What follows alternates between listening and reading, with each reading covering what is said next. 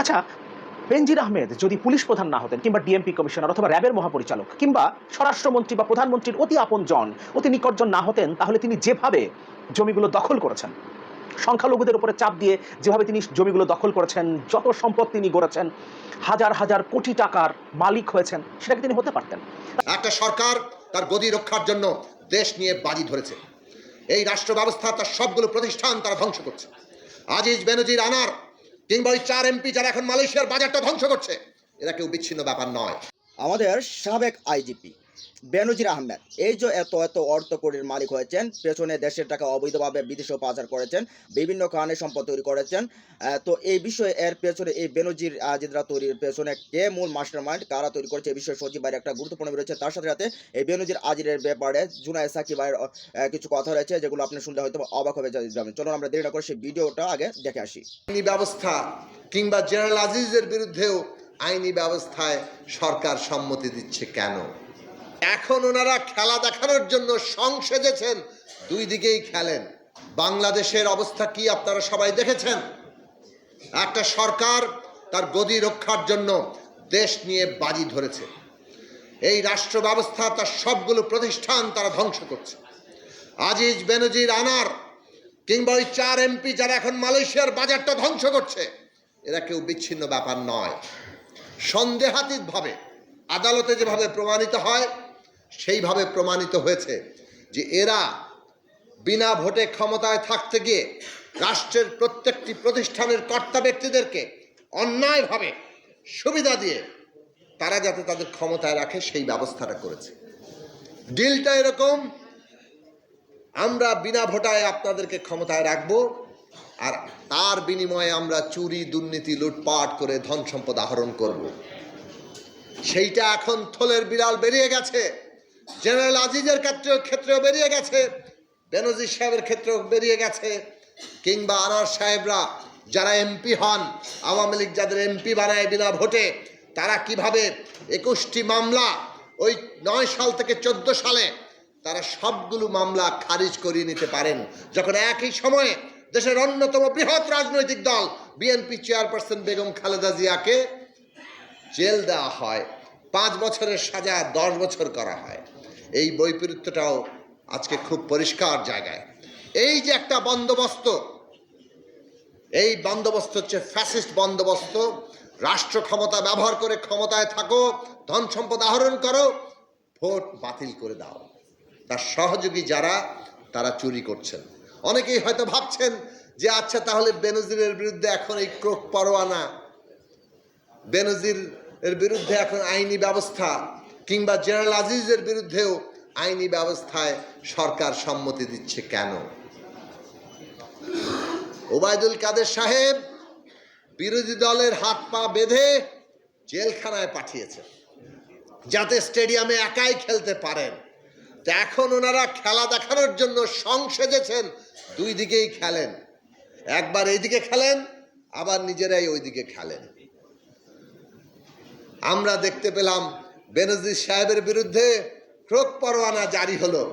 এখন দেখা যাচ্ছে ক্রোক পরোয়ানা জারির অনেক আগেই ব্যাংক থেকে সমস্ত টাকা তিনি তুলে নিয়ে পাচার করে দিয়েছেন। এখন দেখা গেল ক্রোক পরোয়ানা জারির আগে, আইনি ব্যবস্থা জারির আগে তিনি পরিবার সমেত দেশ ছেড়েও চলে গেছেন। তার মানে হচ্ছে, তোমরা যা অবস্থা তৈরি হয়েছে, কিছু ব্যবস্থা আমাদের নিতে হবে। পাবলিককে তো আমার কিছু বুঝ দিতে হবে যে আমরা কিছু একটা করছি। আবার একই সাথে তোমাদের সম্পদ, তোমাদের নিরাপত্তা আমরা দেখব, সেইটাও ব্যবস্থা খুব পরিষ্কার। এত নগ্নভাবে এই খেলা খেলছেন তারা, যেন বাংলাদেশের মানুষ বোকা। এই সরকার তার নিজের গঠনগত দিক থেকে এদেরকে কোনোভাবেই ব্যবস্থা নিতে পারবে না। আজকে যদি তারা জেনারেল আজিজ কিংবা বেনজিরের বিরুদ্ধে ব্যবস্থা নেয়, তাহলে এখন যারা এই সমস্ত রাষ্ট্রীয় প্রতিষ্ঠানের কর্তা ব্যক্তি আছেন, সাবেক আইজিপি বেনজিরের অপকর্মের দায় পুলিশ বাহিনী নেবে না, অর্থাৎ স্বরাষ্ট্র মন্ত্রণালয়ের এখানে কোনো দায় নেই, এবং ওই মন্ত্রণালয়ের মন্ত্রী হিসেবে তিনি নিজেও এর জন্য দায়ী নন। অর্থাৎ সরকার কোনো দায় দায়িত্ব নেবে না। স্বরাষ্ট্রমন্ত্রী যখন বলছেন তখন নিশ্চয়ই জেনে বুঝেই বলছেন। সেক্ষেত্রে সাবেক আইজিপি বেনজির অপকর্মের দায় আমরা চাপাতে পারি চেঙ্গিস খানের উপরে, কিংবা সম্রাট আকবর, অথবা লর্ড ক্লাইভের উপরে, অথবা উগান্ডার স্বরাষ্ট্র মন্ত্রণালয়ের জন্য দায়ী হতে পারে। হয়তোবা উগান্ডার স্বরাষ্ট্র মন্ত্রণালয়ই বেনজির আহমেদকে ডিএমপি কমিশনার কিংবা র্যাবের মহাপরিচালক অথবা শেষ পর্যন্ত পুলিশ প্রধান হিসেবে নিয়োগ দিয়েছিল। যদিও স্বরাষ্ট্রমন্ত্রী আসাদুজ্জামান খান কামাল নিজে এই মন্ত্রণালয়ের মন্ত্রী হবার পরও এই বেনজির আহমেদকে সর্বোচ্চ পুলিশ পদক বিপিএম কয়েক দফায় দিয়েছে। এমনকি শুদ্ধাচার পুরস্কার দেওয়া হয়েছে বেনজির আহমেদকে, এবং এই পুরস্কারটাও দিয়েছে স্বরাষ্ট্র মন্ত্রণালয় যখন সেই মন্ত্রণালয়ের মন্ত্রী আসাদুজ্জামান খান কামাল। তিনি আরও বলেছেন, এই মুহূর্তে বেনজির কোথায় আছেন সেই ব্যাপারে তার কোনো ধারণা নেই। তিনি দেশ ছেড়ে গেছেন কিনা সেটা তিনি জানেন না। অথচ গত কয়েকদিন ধরেই গণমাধ্যমে প্রকাশিত হয়েছে ৪ মে তিনি সপরিবারে দেশ ছেড়ে গেছেন। স্বরাষ্ট্রমন্ত্রী বলছেন তার কাছে তথ্য নেই, তাকে জেনে বলতে হবে। সাংবাদিকের প্রশ্ন করেছেন, তিনি বলেছেন তিনি এখনো জানেন না, সুতরাং তিনি এখন উত্তর দিতে পারবেন না, তিনি জেনে জানাবেন। তাহলে এই কয়েকদিনে স্বরাষ্ট্রমন্ত্রী কি করেছেন, কাজটা কি তার? যখন গণমাধ্যমে সংবাদ প্রকাশিত হলো যে ৪ মে সপরিবারে বেনজির পালিয়েছে, সিঙ্গাপুরে গেছে, সিঙ্গাপুর এয়ারলাইন্সের কোন ফ্লাইটে গেছে, সব কিছু যখন গণমাধ্যমে এসছে, তখন জাস্ট ইমিগ্রেশনে তিনি যদি জানতে চাইতেন আসলেই কি বেনজির আহমেদ তার পরিবার নিয়ে সিঙ্গাপুরে গেছে, তাহলে সাথে সাথেই 1 মিনিটের মধ্যে তিনি সেই তথ্য পেয়ে যেতেন। তাহলে বেনজির এই ঘটনা কি স্বরাষ্ট্র মন্ত্রণালয়ের জন্য গুরুত্বপূর্ণ কিছু না, যে তিনি এটা জানার প্রয়োজন বোধ করেন নাই? নাকি এর মধ্য দিয়েই আমরা একটা ধারণায় আসতে পারি যে সরকারই চেয়েছে, স্বরাষ্ট্র মন্ত্রণালয়ই চেয়েছে, এবং স্বরাষ্ট্র মন্ত্রণালয়ের মন্ত্রী হিসেবে তিনি যখন এই মন্তব্য করছেন যে তার কাছে এই ধারণা নেই, তখন আমরা কি ধরেই নিতে পারি তারা সবাই মিলেই বেনজিরকে সিঙ্গাপুরে পালিয়ে যেতে সাহায্য করেছেন? কেন তথ্য থাকবে না তার কাছে? কেন তথ্য থাকবে না? তাদের কাছে যে তথ্য থাকে সেই আলোচনায় আসবো। তার আগে তিনি কি বলেছেন একটু দেখে নেই। বেনজিরের ব্যক্তিগত অপরাধের দায় পুলিশ বাহিনী নেবে না, এ কথা তিনি বলেছেন। এবং তিনি বলছেন র্যাবের সাবেক মহাপরিচালক বেনজির আহমেদ দেশে আছেন নাকি চলে গেছেন সে ব্যাপারে তিনি জানেন না। তিনি বলেছেন, আমি এখনো সঠিক জানি না তিনি আছেন নাকি চলে গেছেন, আমাকে জেনে কথা বলতে হবে। বেনজির আহমেদের দেশত্যাগ বিষয়ে সাংবাদিকদের প্রশ্নের জবাবে স্বরাষ্ট্রমন্ত্রী বলেন, তাকে আমরা এখনো নিষেধাজ্ঞা দেইনি। সে যদি নিষেধাজ্ঞার আগে চলে গিয়ে থাকে, বাক্যটা তিনি শেষ করেননি। আমি এখনো কিন্তু সঠিক জানি না সে আছে নাকি চলে গেছে, আমাকে জেনে কথা বলতে হবে। তিনি আছেন কিনা না আছেন সেটা আমি এখনো সুনিশ্চিত নই। আমার পুলিশ বাহিনী অনেক ভালো কাজ করছে, অনেক চ্যালেঞ্জ মোকাবেলা করছে। কোনো ব্যক্তি যদি কিছু করে থাকে তার দায় প্রতিষ্ঠান নেয় না, তার দায় প্রতিষ্ঠান নেয় না।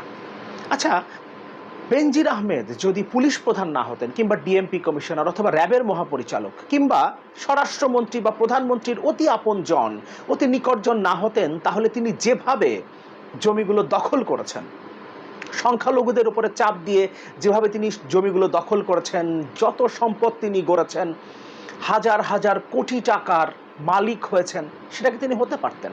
তার মানে তিনি তার এই প্রাতিষ্ঠানিক পরিচয়টাকেই তো ব্যবহার করেছেন, এই প্রতিষ্ঠানটাকেই তো তিনি ব্যবহার করেছেন, ব্যবহার করে তিনি এই সম্পদের মালিক হয়েছেন। এবং যখন তিনি এই অবৈধ সম্পদের মালিক হচ্ছেন, সেই সময়ে এই স্বরাষ্ট্র মন্ত্রণালয় এবং এই মন্ত্রী জনাব আসাদুজ্জামান খান কামাল তাকে শুদ্ধাচার পুরস্কার দিয়েছেন, তাকে বিপিএম পদক দিয়েছেন, সর্বোচ্চ পুলিশের পুরস্কার। এ বিষয়ে আরেক প্রশ্নের উত্তরে স্বরাষ্ট্রমন্ত্রী বলেন, যদি কেউ অন্যায় করে থাকেন, অন্যায়ভাবে ধন সম্পদ কুক্ষিগত করে থাকেন, আমাদের দেশে সেই অনুযায়ী বিধান রয়েছে, বিচার হবে, সেখানে আমাদের কিছু বলার নেই।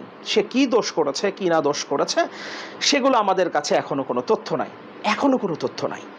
এগুলোর তদন্ত হচ্ছে, তদন্তের পরে জানা যাবে তিনি দোষী না নির্দোষ, কিংবা কত পরিমাণ অর্থ বানিয়েছেন, কর ফাঁকি দিয়েছেন বা সম্পদ বানিয়ে তার তথ্য দেননি। এগুলো আমাদের সংশ্লিষ্ট বিভাগ অনুসন্ধান করছে। অনুসন্ধানের আগে আমার মুখ দিয়ে বলা ঠিক নয়। অনুসন্ধান ছাড়াই বিরোধী দল নিয়ে কত কথাবার্তা স্বরাষ্ট্রমন্ত্রী নিজে, এমনকি সরকার প্রধানমন্ত্রীও কত কথা বলে ফেলেন, কোনো ধরনের তদন্ত ছাড়াই কত কিছু বলে ফেলেন বিরোধী দলের নেতাদের নামে। অথচ এখানে তিনি মুখ খুলতে পারবেন না, তদন্ত ছাড়া তো তিনি কোনো কথা বলতে পারবেন না।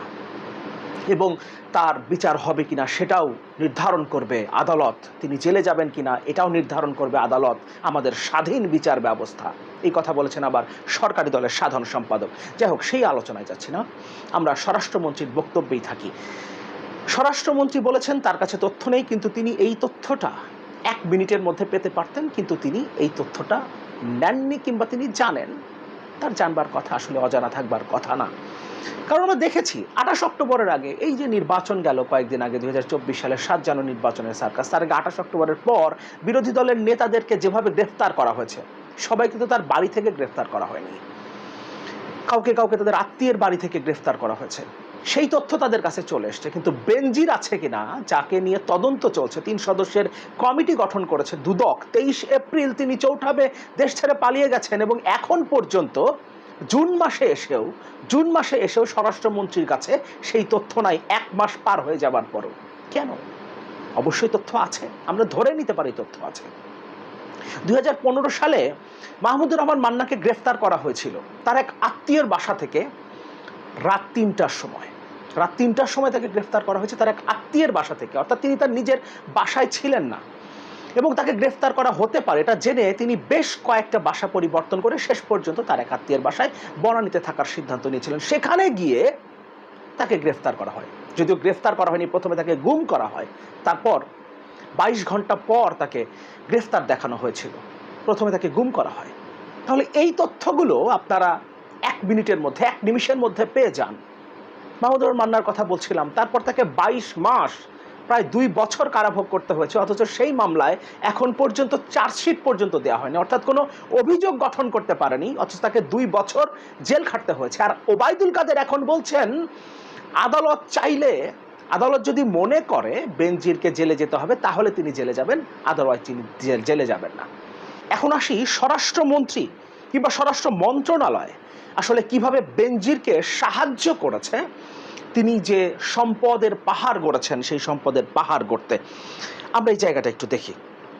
পুলিশ সদর দপ্তর সূত্রে জানা গেছে 2011, 2012, 2014, 16 এবং 19 সালে বাহিনীতে সাহসী ভূমিকা, জঙ্গিবাদ বিরোধী অভিযান, রাজনৈতিক সহিংসতা প্রতিরোধ এবং 11 জাতীয় সংসদ নির্বাচনে অবদানের জন্য বিপিএম পুরস্কার পান বেনজির। 11 জাতীয় সংসদ নির্বাচনে তার অবদান কি ছিল সেটা নতুন করে বলবার কিছু নেই, এবং রাজনৈতিক সহিংসতা প্রতিরোধ বলতে যে বিরোধী দলের উপরে দমন পীড়ন তাকেই বোঝায় সেটা আমরা জানি। এবং 2011-12 কথা বাদ দিলাম, 2014, 2016 এবং 2019 সালে যখন বিপিএম পুরস্কারে পুরস্কৃত করা হয় বেনজিরকে, তখন স্বরাষ্ট্র মন্ত্রণালয়ের দায়িত্বে ছিলেন, মন্ত্রী হিসেবে দায়িত্বে ছিলেন আসাদুজ্জামান খান কামাল, এবং তার মন্ত্রণালয়ের অধীনস্থ পুলিশ বাহিনী তাকে সর্বোচ্চ পুলিশ পদকে ভূষিত করেছে।